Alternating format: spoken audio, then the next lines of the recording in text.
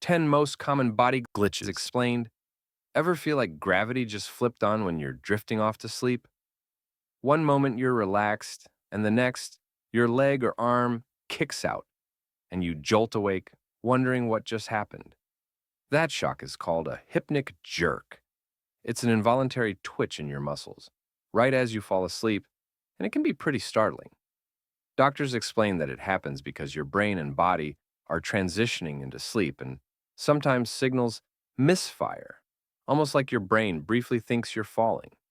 These jerks often show up when you're very tired, stressed out, or even after a big cup of coffee. They're common, nearly everyone experiences them sometimes, and harmless, though a sudden one can certainly make your cat jump. What about that sudden brain freeze you get after scarfing down ice cream too fast? Harvard Health explains the science behind it.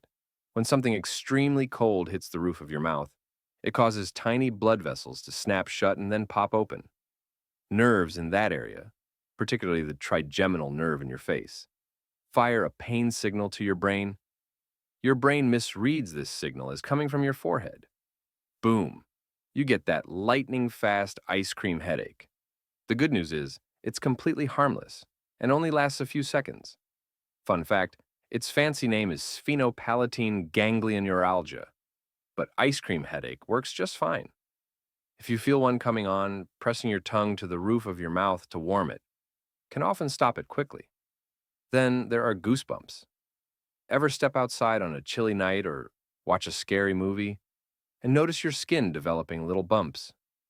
Goosebumps happen when tiny muscles under your skin flex and make each hair stand up a bit. In furry animals, that traps a layer of air for insulation or makes them look bigger to predators.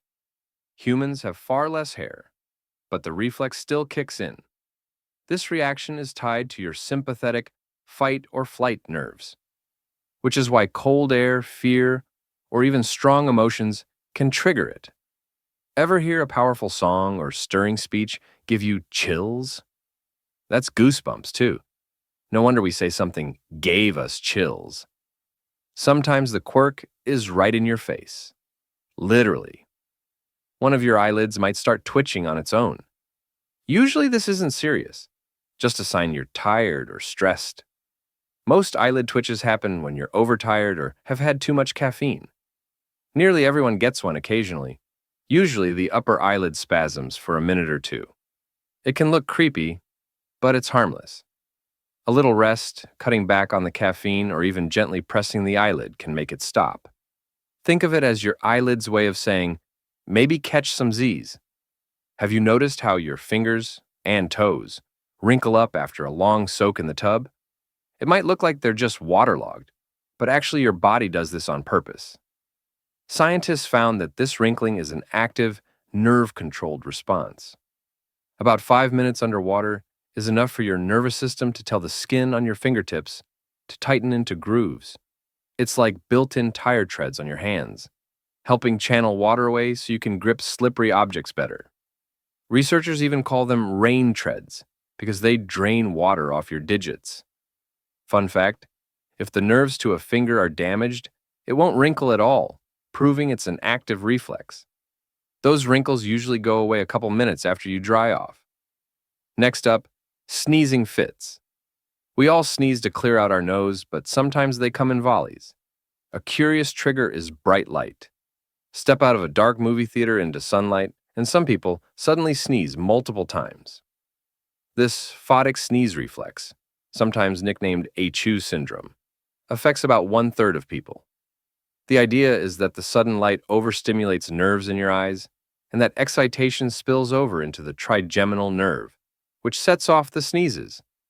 So, blinding daylight can trigger a mini sneeze storm in those predisposed to it. It's not dangerous, just a quirky genetic trait. And then there's yawning. Yawns are famously contagious, but what exactly are they for? The honest answer is that scientists aren't 100% sure. One clever theory from Cleveland Clinic is that yawning acts like a little brain fan. When you open your mouth wide, inhale deeply and stretch, you pull in cool air and increase blood flow, which might help lower brain temperature. Yawning also spikes your heart rate and alertness a bit. basically giving you a mini caffeine jolt. In other words, a big yawn may be your body's way of saying, time to wake up. Interestingly, yawning isn't just a post-nap thing. Fetuses even yawn in the womb. So it's definitely not about getting oxygen from the air. Now, hiccups, those involuntary hic bursts, they happen when your diaphragm, the breathing muscle under your lungs, suddenly contracts without you controlling it.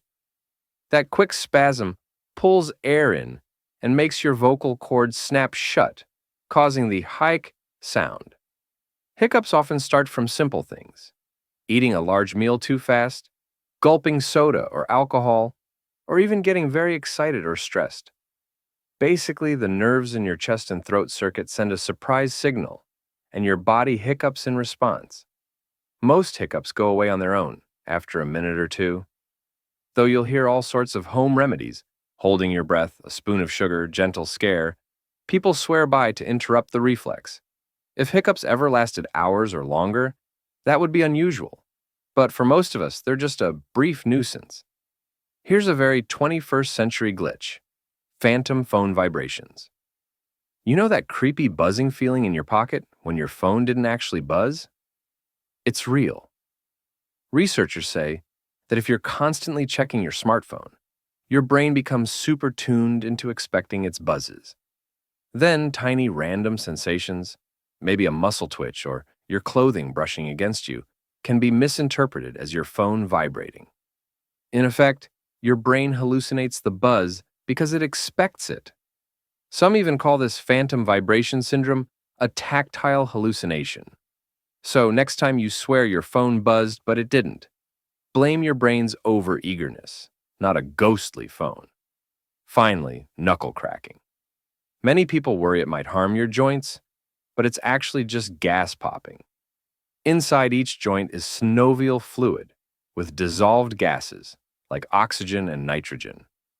When you crack a knuckle by quickly pulling or bending it, the pressure drops and a little gas bubble forms and then collapses with a satisfying pop.